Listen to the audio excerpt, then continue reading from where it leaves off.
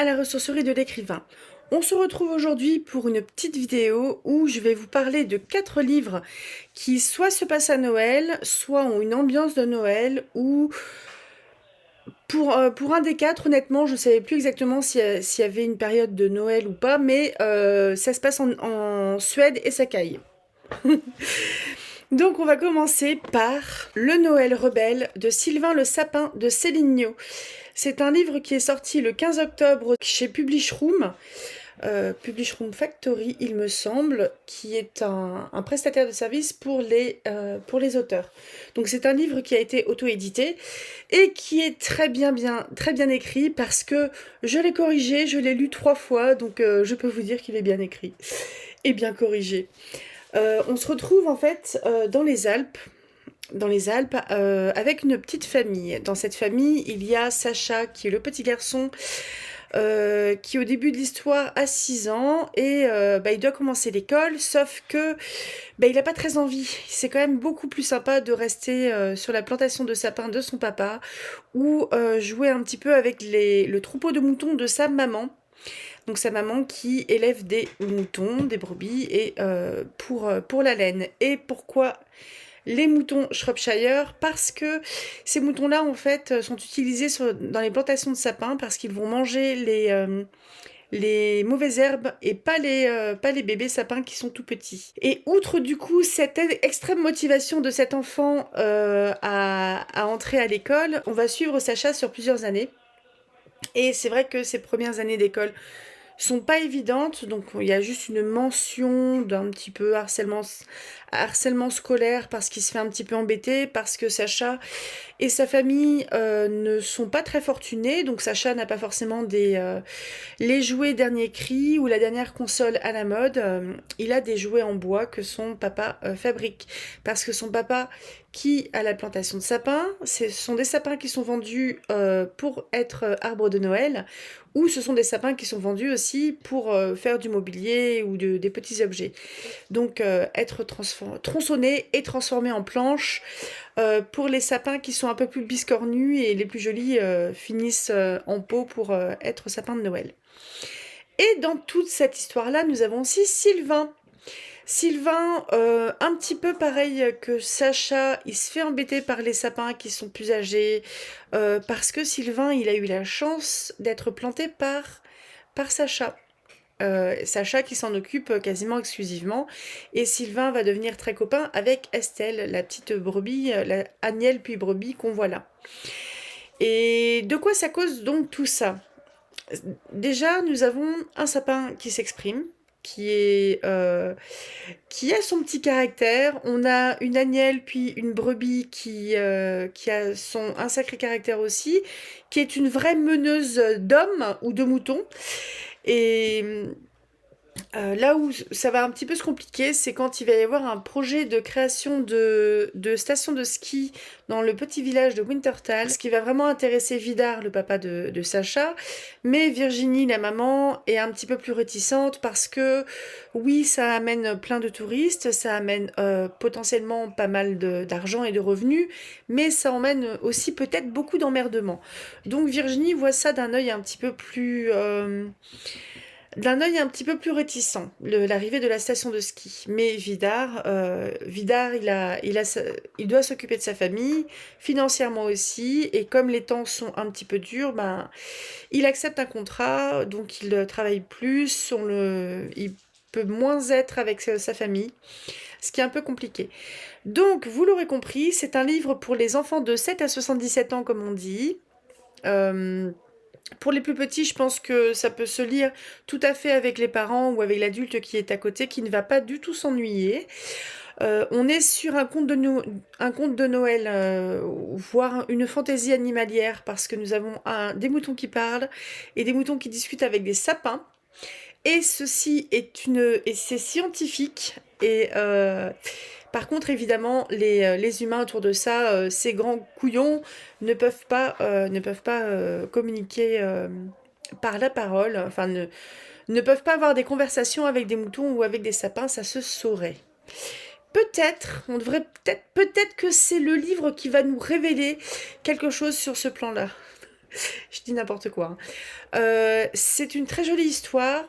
Pour les lecteurs adultes, ça peut être quelque chose de très doudou, qui se lit vite. On est sur un livre qui fait un petit peu plus de 200 pages. Vous pouvez le trouver sur le site de Publishroom ou aussi sur Amazon, à la Fnac, des choses comme ça. Mais vous pouvez le commander en librairie, si vous voulez. C'est un livre qui est, je sais plus si c'est diffusé ou distribué, mais vous pouvez le commander en librairie. Nous avons donc une très jolie aquarelle de Lucie Friconnet, que je vous mettrai son lien, le lien de son compte Instagram en barre d'informations. Et si vous voulez vraiment une lecture qui est doudou, une lecture qui peut se lire avec un enfant, une lecture que un enfant peut faire aussi quand il commence à un petit peu être bon lecteur. Franchement, allez-y, foncez, c'est sympa. C'est pas bébé comme lecture si vous voulez. Je pense que les enfants à partir de 7-8 ans peuvent le lire tranquillement et ça va les occuper pendant que vous emballez les cadeaux. Livre suivant. Je ne l'ai pas, je n'ai pas en ma possession. C'est un livre que j'ai également corrigé. C'est Un goût de deuxième chance de Johann von Haff. J'avais déjà fait une vidéo complète sur son cycle ou sa série qui s'appelle Kalahari. C'est un cycle de romances où on va dire le point commun de ces romances-là, c'est qu'il y a eu une guerre civile en Afrique australe. Donc l'Afrique australe, c'est une enclave entre l'Afrique du Sud et le Botswana. Ne la cherchez pas sur la carte, c'est un pays fictif. Mais par contre, l'autrice donc s'est beaucoup documentée et inspirée de l'Angola dont elle est originaire pour créer ce pays de toutes pièces, donc un pays qui est petit, mais un pays qui a basculé dans la guerre civile. C'est ce qu'on peut découvrir dans le préquel qui s'appelle Il était une fois au Kalahari, où on va voir en fait ce pays basculer et les destinées de plusieurs personnages qu'on va retrouver dans les livres suivants basculer également. Et pas forcément dans le meilleur parce que c'est un préquel que j'ai trouvé assez rude parce qu'en fait il fait très réaliste. Pour ça je vous dirais honnêtement, ne le lisez pas avant d'être au minimum au lycée, bonne seconde. Pas... C'est un petit peu difficile. Le livre suivant, je vous le dis très rapidement, c'est Promesse du bout du monde. On va suivre Abby et Chandra. C'est une romance, c'est que des romances par la suite, là où le préquel était moins sur un aspect romantique, mais plus sur un aspect guerre civile et on essaye de survivre. Abby et Chandra se sont rencontrés en fait dans Il était une fois au Kalahari. Abby est une africaine blanche, donc elle est australe-africaine. Chandra, je me souviens plus exactement, mais je sais qu'il est français, Chandra. Et au moment de la guerre civile, Abby et sa meilleure amie Lucky étaient les filles uniques d'opposants au régime qui faisaient partie du gouvernement qui ont été assassinés. Et pour les mettre à l'abri, en fait, Chandra et sa famille les ont accueillis en Afrique du Sud puis en France pendant quelques années jusqu'à leur majorité. Sauf que 10 ans après la fin de la guerre civile, les accords de paix sont conclus et là où Lucky voulait retourner dans son pays pour le reconstruire, pour Abby, c'est pas possible parce que elle est traumatisée, donc c'est pas possible.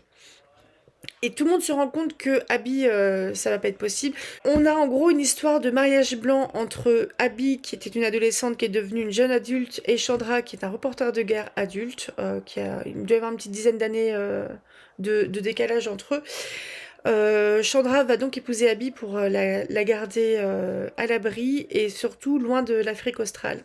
Parce que son statut fait qu'elle devait y retourner, sauf que ça aurait été au prix de sa santé mentale. C'est une très belle histoire qui a lieu surtout à Paris. Et ça voyage pas mal, c'est vraiment... c'est une très belle histoire. Je pense que c'est mon couple préféré. Livre suivant, on a Renaissance, où on a Lucky, donc c'est la meilleure amie d'Abby, qui retourne dans son pays pour le reconstruire, et elle va La Wabi était beaucoup plus fragile, mais c'était beaucoup plus visible. Lucky, elle l'est aussi, sauf que ça se voyait pas. Et le fait de retourner dans son pays lui remonte tous ses souvenirs des quelques jours en fait où ça a basculé et où elle a perdu ses parents. Tout lui revient en plein visage et elle va être soutenue par Queen Watanabe, qui est un... Il me semble qu'il est aussi australafricain, je me souviens plus exactement, mais il a connu aussi le basculement dans la guerre civile et il va la soutenir en fait, et c'est le chef de la sécurité du du complexe immobilier où il travaille. Il travaille à construire ce complexe immobilier et Queen et son équipe sont les gars de la Sécu, si vous voulez, des anciens Marines pour la plupart. Livre suivant, c'est Réconciliation, où on va suivre Sabrina, ou Cobra, qui est une femme qui travaille justement qui est une ancienne marine et qui travaille dans l'équipe de sécurité qui est devenue une société de protection. Toujours en Afrique australe, et elle va rencontrer Enzo, et Enzo est le fils de quelqu'un que ça va pas lui plaire beaucoup d'apprendre. C'est pas très français, mais ça va se comprendre. Enzo est quelqu'un qui vient d'une famille aisée, très aisée, alors que c'est pas du tout le cas pour Sabrina. Mais ce n'est pas que cette différence de classe sociale qui va les opposer, c'est aussi une différence au niveau de leur milieu, au niveau de leur famille, où quand vous allez l'apprendre, ça risque très fort de vous dire mais c'est pas possible, comment ils vont finir ensemble. C'est une romance. Dernier livre, donc celui que j'ai corrigé récemment, c'est un goût de deuxième chance. On va suivre l'histoire d'Indira. Indira est la sœur de Sabrina. Et de Gage. Gage est un homme aussi qui était présent dans le préquel dont je vous ai parlé. Il était une fois au Kalahari. Il était une fois le Kalahari, peut-être. Indira et Gage étaient ensemble pendant la guerre civile, pendant le basculement, quand le pays a basculé dans la guerre civile. Indira était plutôt du côté des manifestants, Gage, il était plutôt du côté des mercenaires. Sauf que là où Sabrina a très bien compris qui était Gage, Indira n'a jamais compris. Et il a fini par partir en sauvant la peau de Sabrina, mais en ne laissant aucune adresse, rien, aucun moyen de le contacter à Indira, qui va se révéler enceinte. 13 ans plus tard, Indira est la maman d'un adolescent de 13 ans, et Gage revient en Afrique australe parce que cette jeune femme est toujours dans sa tête. Et il se dit, je vais essayer de la retrouver, sinon tant pis, je vais passer à autre chose. Et parce qu'il l'a dans la peau et il n'arrive pas à passer à autre chose. Et donc évidemment, Gage, qui est un ancien mercenaire, qui a eu un entraînement militaire, etc., il a postulé à Sentry Protection, qui est la société de protection dans laquelle travaille Sabrina, à qui il a sauvé la vie lors du basculement dans la guerre civile. Et donc, évidemment, Gage va retrouver Indira, et Gage va rencontrer son fils. C'est une très belle histoire, c'est pensé comme un one-shot, vous pouvez tout à fait lire ce livre-là sans avoir besoin d'avoir lu les 4 livres précédents, donc le préquel et les 3 romans. C'est un livre qui va se passer à Noël, mais ce n'est pas un livre de Noël. Ce n'est pas la religion de Indira et de sa famille, et Gage, c'est pas vraiment son truc Noël. Mais ça se passe à Noël, et pourquoi c'est une bonne histoire à lire dans cette période-là? Parce que c'est quelque chose d'infiniment doudou, où des adultes qui ont pris des décisions foireuses les assument en adultes, discutent, tout ça pour faire au mieux pour un enfant qui retrouve son père qu'il n'a jamais connu, mais qui a toujours existé, si vous voulez. Ce qu'Indira en parlait, mais sans forcément dire plus que ce qu'elle savait, c'est-à-dire pas grand-chose, mais ce gamin-là, Bada, il a toujours vécu en sachant que qu'il avait un père quelque part. Et c'est un livre qui a été infiniment doudou à lire. C'est un livre qui est très très joli, qui est plein de bons sentiments, mais c'est pas le côté, si vous voulez, bons sentiments moraux, etc. Je trouve que c'est infiniment adulte et on a vraiment des personnages qui font des efforts pour agir au mieux, quitte à se mettre eux-mêmes dans des situations ou dans des émotions qui ne sont pas confortables pour eux. Ils agissent en adultes. Et ça, c'est génial. Donc c'est vraiment une romance où... avec des gens bien. Et c'est vraiment top à lire. Je vous conseille très très fort de le lire et regardez-moi cette couverture comme elle est belle, n'est-ce pas? Si vous avez envie de prendre des notes pour reconquérir un ex, allez-y, allez-y, allez-y. Autre livre qui se passe éventuellement à Noël, mais en tout cas ça se passe en Suède, c'est Le merveilleux voyage de Nils Holgersson à travers la Suède de Selma Lagerlöf. C'est un livre qui est de nos jours libre de droit et de traduction parce que Tekla Hamar, la traductrice, est décédée aussi il y a un bout de temps. Ça fait, je crois que c'est passé libre de droit l'année dernière. C'est un livre que j'ai lu sur la chaîne, si vous souhaitez l'écouter, il n'y a pas de souci, je vous le conseille très fort. Pour la petite histoire, ce livre-là, je l'ai en physique en fait, mais je ne sais pas où je l'ai mis évidemment.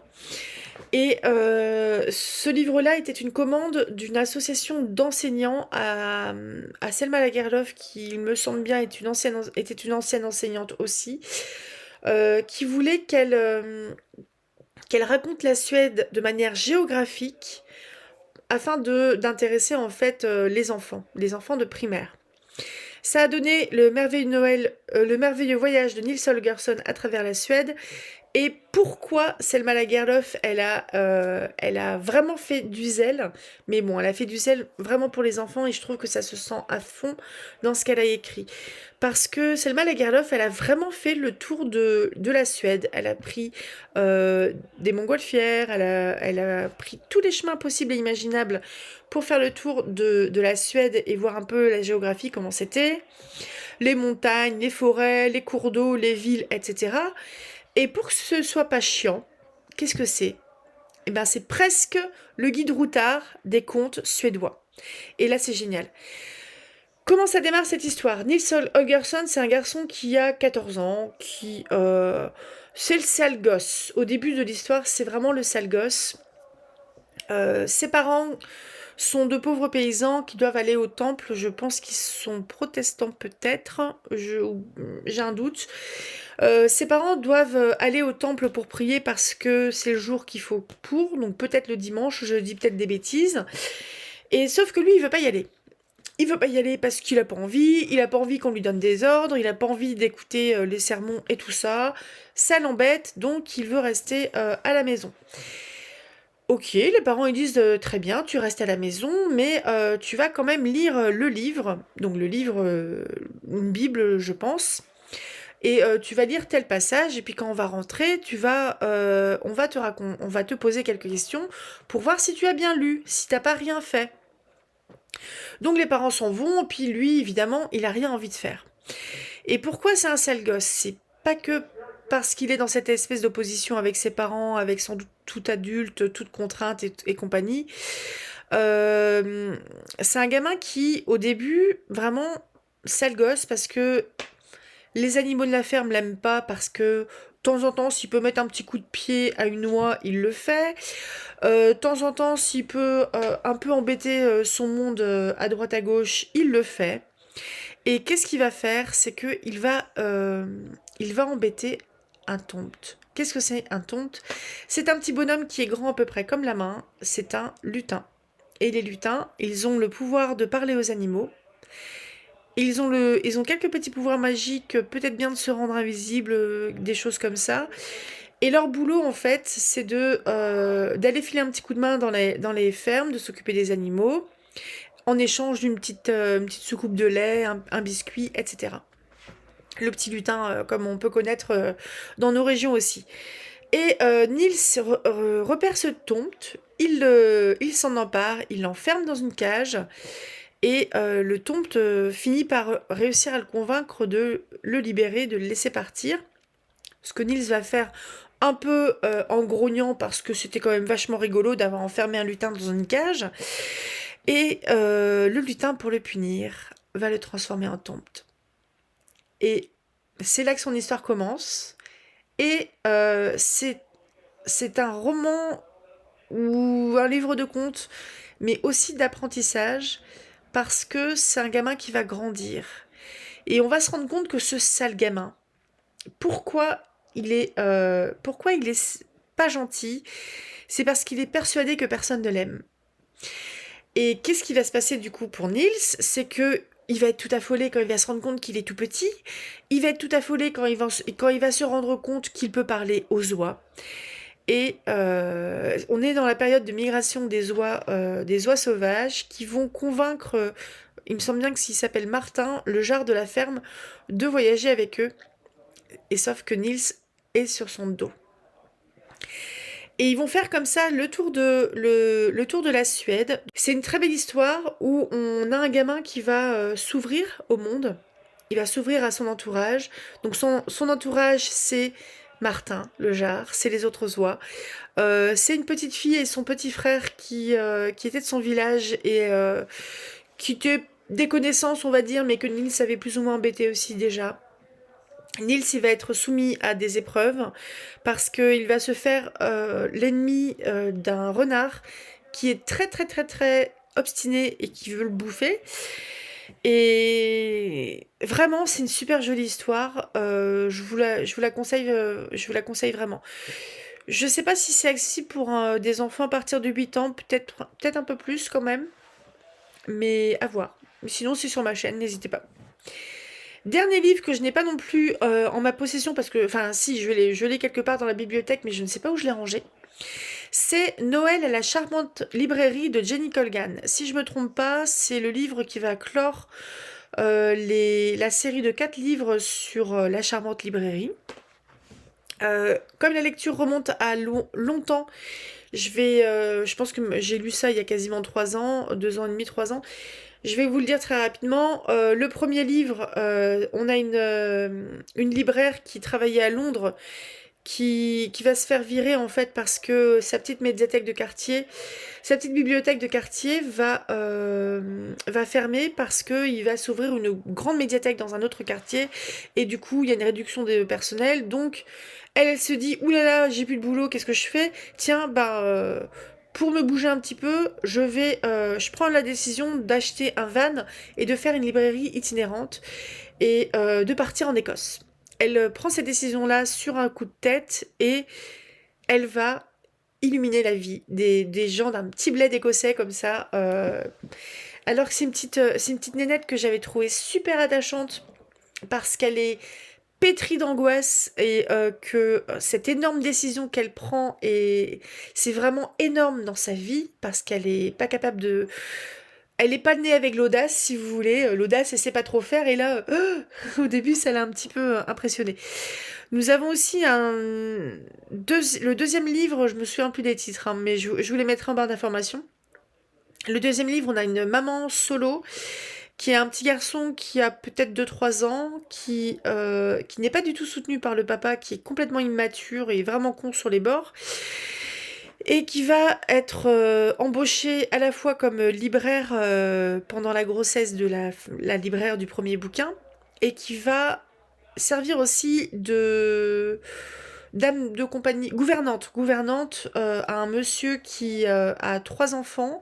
Donc il y a un ado, un enfant qui a 10 ans et un petit. C'est un monsieur qui a un château, qui peut être noble ou au moins propriétaire terrien, mais enfin un peu noble désargenté, et qui est complètement largué avec ses gamins. Et cette petite maman toute fatiguée, qui a déjà du mal avec sa propre situation, va se retrousser les manches et un petit peu redresser tout ce petit monde-là. Et c'est une très jolie histoire. Histoire suivante, on est toujours entre Londres et peut-être bien le village écossais, parce que je crois que tout se passe plus ou moins en Écosse dans le petit bled pour cette histoire-là. On a une infirmière londonienne qui a fait un burn-out et qui, ça lui est imposé, fait un échange de poste avec un infirmier du petit bled écossais. qui lui va aller travailler, qui est un ancien infirmier militaire qui a dû aller à la guerre, et lui va prendre le poste de la nana à Londres. Donc je pense que c'est le livre qui m'a le plus touchée par rapport aux difficultés que vivaient les personnages, surtout cette jeune femme qui est en plein burn-out et elle est au bout du rouleau, on le sent bien. Et ça va être un livre où il y a pas mal de correspondances entre eux, où ils vont échanger par texto et peut-être par WhatsApp ou des trucs comme ça, pour se filer des infos sur leurs patients, patati patala. Et c'est une très jolie histoire. Et Noël à la charmante librairie, le 4e. Moi qui m'étais dit que ça allait pas durer longtemps cette vidéo. Noël à la charmante librairie. On est sur 2 frangines. Il y a une frangine qui a... je crois que ça se passe... ça va se passer à Édimbourg, il me semble. On a une des frangines qui a perdu son boulot, qui peut-être bien retourne vivre chez sa sœur ou chez sa mère, je sais plus exactement, qui a un petit peu foiré sa vie, si vous voulez, parce que elle a... je crois qu'elle n'a pas le permis, elle a perdu son boulot, elle n'a pas mis d'argent de côté, elle a un peu foiré sa vie. Là où sa sœur, qui a quelques années de plus, a un bon boulot, est mariée, propriétaire d'une maison, et elle est enceinte du 4e. Et la frangine, en fait, donc la sœur aînée qui est enceinte du 4e, mais bien enceinte, va, pour bouger un petit peu sa petite sœur qui est un peu dans le mal parce que elle enchaîne les galères, elle va plus ou moins lui imposer le fait d'être embauchée pendant les fêtes de Noël dans une librairie plus ou moins historique d'Édimbourg, où on a un monsieur qui est plus occupé en fait plus occupé à lire ses bouquins qu'à les vendre. Donc c'est un gars qui est tout le temps planqué en train de bouquiner. Ce qui fait que quand il y a des clients qui rentrent, il n'y a personne en fait. Et ce monsieur-là, en fait, il doit sauver sa librairie parce que comme il vend rien, au bout d'un moment, il a des dettes et la librairie risque de fermer parce que les créanciers sont là. Et cette petite bonne femme qui a tout foiré dans sa vie va retrousser ses manches pour sauver cette librairie qui a une importance, vraiment une importance dans le quartier, puis ça serait dommage, quoi. Et puis le patron, il est quand même vachement sympa, même s'il est pas très professionnel. C'est un très bon lecteur. C'est pas un très bon libraire. Et on a une histoire d'amour qui est assez rigolote parce que pendant un moment, on se demande avec qui cette jeune femme va finir, parce qu'on est quand même bien sur des romances, même si c'est très feel good. Donc c'est pas avec le libraire qui est assez âgé. La jeune femme va être... son cœur va balancer un petit peu entre une petite star de la télé qui est lourdingue, qui vient, il me semble, tourner un téléfilm à succès, parce que vous voyez, c'est un gars qui a du succès, il passe à la télé. Il vient tourner un téléfilm dans la librairie parce que il y a du cachet, si vous voulez, dans cette librairie-là. Et la jeune femme se rapproche aussi d'un étudiant qui est peut-être sud-américain, je ne sais plus exactement, ou qui a vécu en tout cas en Amérique latine. Et bref, c'est doudou. Tous ces livres que je viens de vous conseiller sont, je pense, tous lisibles soit par des enfants ou au minimum par des collégiens voire lycéens. C'est quelque chose que je vous recommande vraiment en période de Noël, si vous avez envie d'avoir un truc un peu réconfortant, un petit peu doudou, boire le petit chocolat chaud à côté de la cheminée ou du radiateur, sous le plaid, en pilou-pilou, mais qui ne rêve pas de ces soirées lecture où on lit des trucs qui sont tout mignons, alors qu'il fait un temps dégueulasse dehors, et que on attend juste que ce soit les vacances. Donc voilà. Enfin bref. Donc vous l'aurez compris, le Noël rebelle de Sylvain Le Sapin et le merveilleux voyage de Nils Holgersson à travers la Suède sont carrément lisibles par des enfants. Je pense à partir de 8 ans pour Sylvain Le Sapin, peut-être un peu plus tard pour Nils Holgersson, parce que c'est un livre qui est un petit peu qui est plus vieux et les tournures de phrases sont peut-être un petit peu plus soutenues. Sinon, Noël à la charmante librairie, totalement bon pour des adolescentes et un goût de deuxième chance, peut-être plus adulte, au minimum lycée, parce que allez, il y a 2 scènes un petit peu explicites, mais qui ne durent pas non plus des plombes, qui sont très jolies, très joliment écrites. Je vais m'arrêter là. Je vous souhaite un très bon mercredi. Je sais pas si vous faites partie des gens qui m'écoutent lire des livres à voix haute le week-end, mais je fais une pause au niveau des comptes, donc il n'y aura pas de vidéo samedi. Par contre, à partir de dimanche, là, c'est parti. Il y aura Shirley de Charlotte Brontë, qui est un livre qui se passe dans le Yorkshire, où j'imagine qu'on va avoir une histoire d'amour entre le patron de filature et je ne sais pas encore qui, parce que je suis pas très avancée, et une jeune femme sur fond de grève et de violence parce que on est dans une période de crise pour les filatures, les métiers à tisser, etc. Parce qu'il y a l'industrialisation qui arrive et donc acheter des machines, c'est remplacer les salariés qui sont là et qui, sans travail, ne peuvent plus nourrir leur famille. Donc c'est un des premiers romans sociaux anglais qui existait. Je suis pas très avancée encore dans la lecture, mais j'ai commencé à le lire à l'occasion d'une lecture commune organisée par la chaîne YouTube et le compte Instagram des livres et nous. Je vous mettrai en lien en barre d'informations ses comptes. Si vous voulez regarder, au mois d'octobre, elle a fait plusieurs vidéos sur les sœurs Brontë et notamment un live sur la lecture de Shirley. Donc c'est vraiment intéressant, je trouve, le contenu qu'elle fait parce qu'on est vraiment sur quelque chose de... On sent que c'est quelque chose... elle en a sous le pied, quoi. C'est une nana qui a fait des études, je pense. Je sais plus si elle a fait des études de littérature, mais je trouve qu'elle a une façon de mettre en perspective le livre dans le contexte de son époque et en faisant des recherches également sur l'auteur, c'est vachement intéressant. Donc je vous conseille d'aller voir ce qu'elle fait. Je vous souhaite un très bon mercredi. Mercredi prochain, ça sera une vidéo pile à lire et pile à lu pour le Cold Winter Challenge qui va commencer à partir du 1er décembre et qui est proposé cette année encore par la chaîne YouTube A Book and a Cup. Je vais vous mettre aussi en barre d'informations la chaîne YouTube et le compte Instagram de A Book and a Cup. Très bon mercredi à vous. Salut!